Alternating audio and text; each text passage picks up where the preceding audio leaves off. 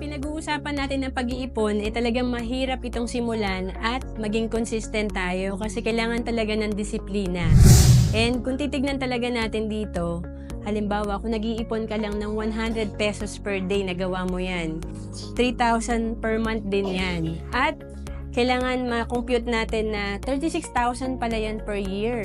Malaking bagay din pala kapag tayo ay nakakapag-ipon ng kahit 100 pesos per day.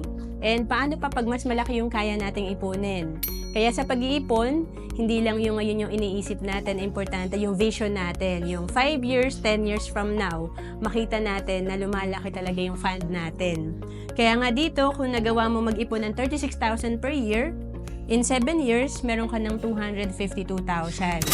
At ito ay ipon pa lang. Paano pa pag matuto tayo mag-invest? Kagaya sa Kaiser, na 7 years ka lang mag-iipon dito, yung 252,000 mo after 20 years ay 583,000 ang projected fund. Kasi ito ay lumalago kung hindi natin nagagalaw ang ating healthcare. Ito kasi ay may healthcare din at life insurance. Again, ang Kaiser, for as low as 2,647 per month, pwede ka na magsimula dito. At ito ay 3-in-1 na. Meron kang investment, healthcare, at life insurance. To know more about Kaiser, message mo na ako sa FB, Roanne Celis Capistrano.